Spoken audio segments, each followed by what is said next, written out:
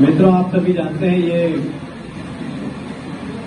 इस युग में जो कोविड-19 आया है, इसने सामान्य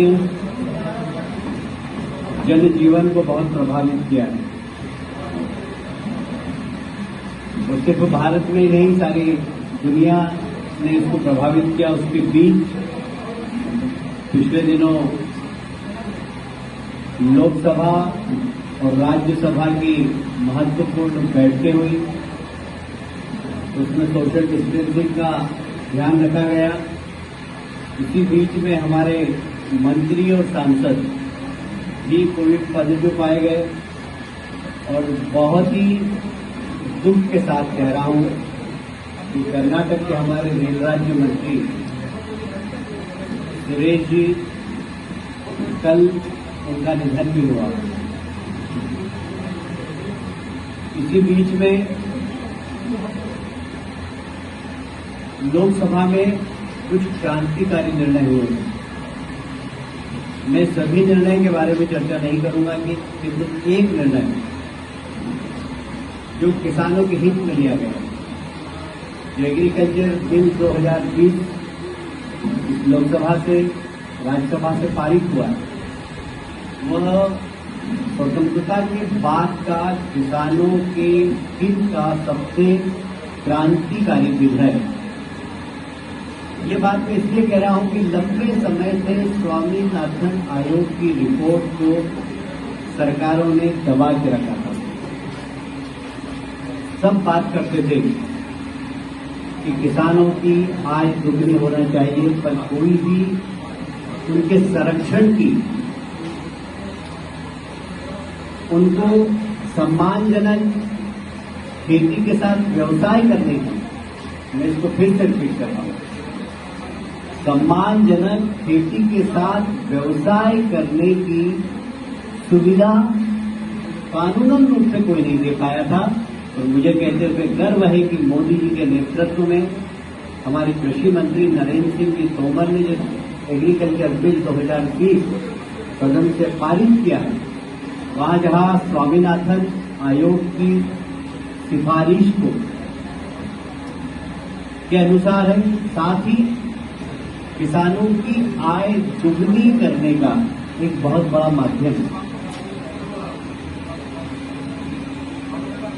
उसका दुष्प्रचार विपक्ष के लोगों ने किया है।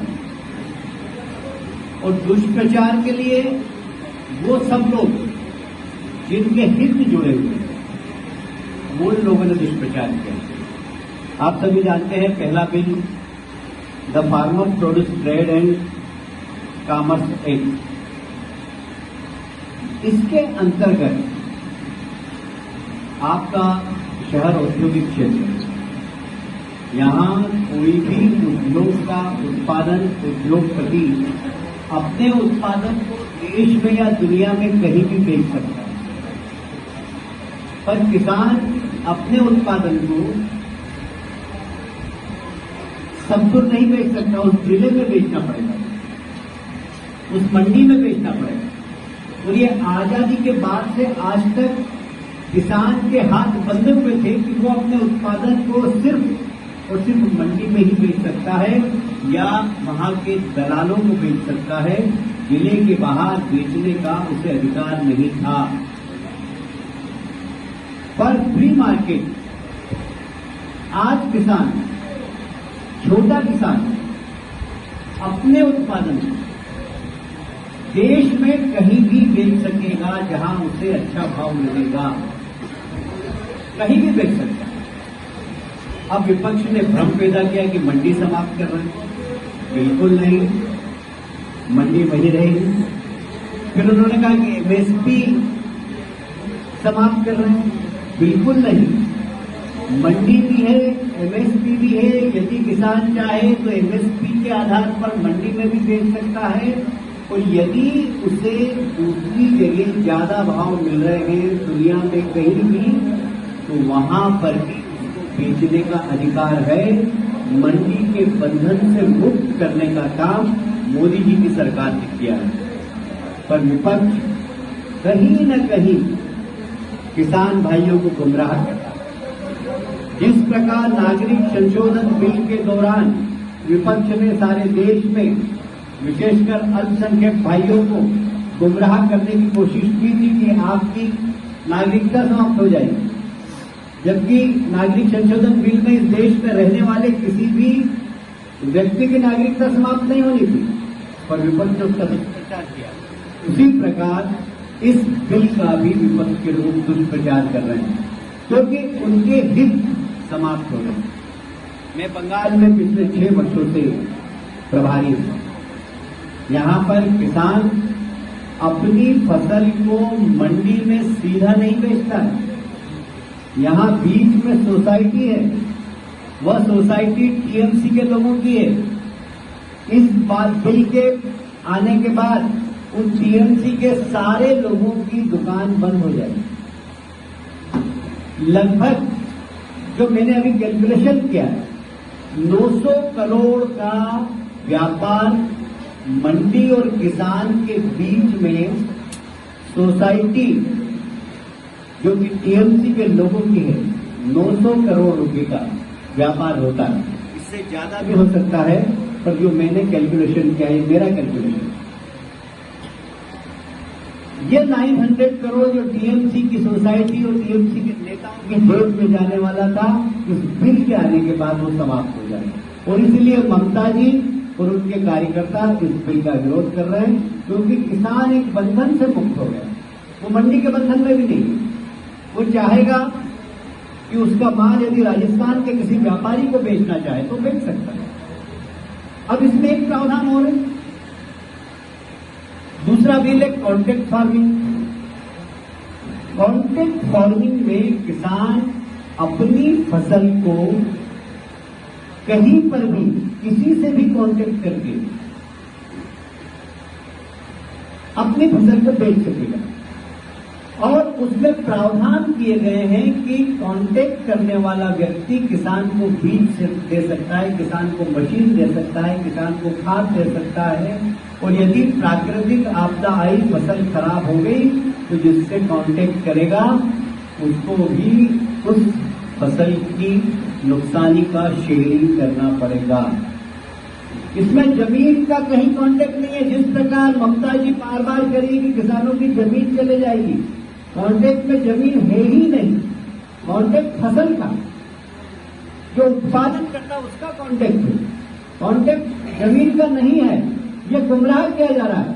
मेरे पास बिल है पूरा, मैं किसी से भी किसी भी मंच पर टीएमसी के नेता के बहस कर सकता हूं कि बताइए इस बिल के अंदर कहां पर जमीन किसान की जा रही है।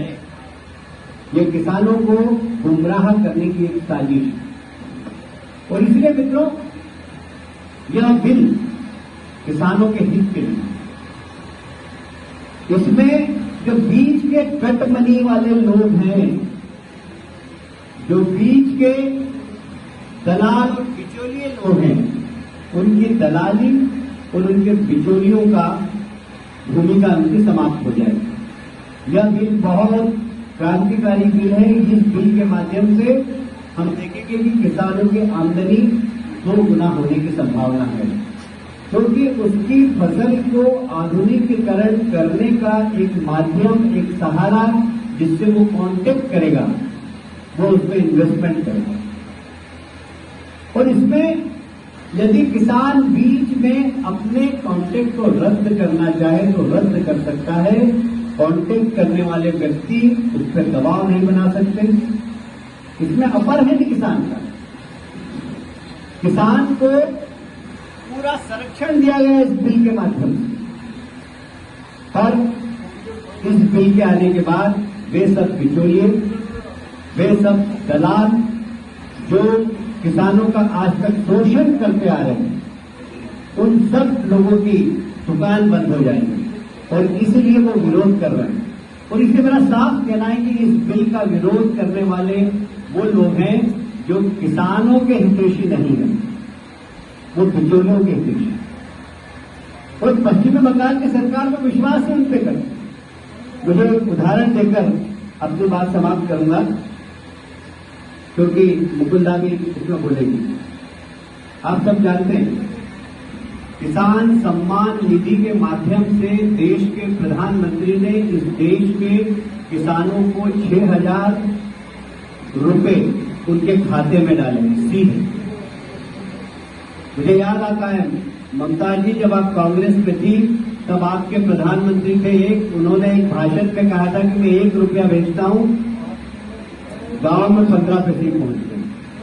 पर हमारे मोदी जी ऐसे प्रधानमंत्री जो 1 रुपया भेजते हैं तो 1 रुपया पहुंचता है, क्योंकि सीधे वो किसानों के खाते में पैसा भेजते हैं। आपको जानकर यह आश्चर्य होगा कि किसान सम्मान निधि के माध्यम से 72,000 करोड़ रुपया इस देश के किसानों के खाते में सीधा चला गया। सीधा। जो हमने बार बार आग्रह किया मुख्यमंत्री से, माननीय ममता जी से, कि आप बंगाल के किसानों को ये पैसा क्यों नहीं दिलवाए। हमारे कृषि मंत्री नरेंद्र सिंह तोमर जी ने पत्र लिखा ममता जी को कि आप सिर्फ किसान कितने हैं उनकी सूची भेज दीजिए, हम उनके खाते में सीधा पैसा डलवा देंगे। लगभग 8-9 हजार करोड़ रुपया केंद्र के पास है, पर ममता जी के अहंकार के कारण, ममता जी की जिद के कारण वो किसानों को पैसा नहीं पहुंच पा रहा है, क्योंकि उसमें भी ममता जी को कट मनी चाहिए। ये बहुत जवाबदारी से कह रहा हूं, ये बहुत गंभीरता से कह रहा हूं। इसके पत्र जो नरेंद्र सिंह जी तोमर को ममता जी ने लिखा, इसमें लास्ट पैराग्राफ उन्होंने कहा है कि हमारे किसानों को आप सम्मान निधि दीजिए, पर शर्त यह है, however we will be happy to provide benefit to farmers under the PM Kisan Samman scheme, and in that case the central government may transfer the request fund direct to the state government। मतलब राज्य सरकार को यदि आप पैसा देंगे तो हम बांटेंगे। क्यों मैडम, मैं आपसे पूछना चाहता हूं, आप राज्य सरकार के खाते में ये पैसा क्यों चाहते हैं, जब सारे देश के अंदर किसानों को सीधा प्रधानमंत्री कार्यालय से पैसा जा रहा है, उनके खाते में जमा हो रहा है। तो बंगाल के किसानों को राज्य के थ्रू क्यों देना चाहते हैं, क्योंकि आपको कट मनी करेंगे। ये कट मनी वाली सरकार है, और इसलिए यह किसान एग्रीकल्चर एक्ट का ममता जी इसीलिए विरोध कर रही है कि बीच के कट मनी वाले सारे लोग इसमें से गायब हो जाएंगे, उनकी दुकान समाप्त हो जाएगी। लगभग 900 करोड़ रुपया किसानों की फसल के माध्यम से बिचौलिए खाने वाले थे, उनकी दुकान बंद हो जाएगी। इसलिए ममता जी इसका विरोध कर रही है। हम आपके माध्यम से प्रदेश के किसानों को यह आश्वस्त करना चाहते हैं कि अभी तक आपका शोषण हुआ है, इस बिल के आने के बाद अब आपका शोषण नहीं होगा, और यह बिल किसानों के हित का है, किसानों के बंधन मुक्त करने का है, स्वामीनाथन आयोग की सिफारिश के अनुसार है, और किसानों के दलों से चर्चा करने के बाद यह बिल बनाया गया है। मैं इस संबंध में हमारे वरिष्ठ नेता मुकुल दा, जो कि आप सब जानते हैं बहुत ही वरिष्ठ नेता हैं, इस संबंध में वो अन्य राजनीतिक सवालों के माध्यम में भी मुकुल दा आपको संबोधित करेंगे।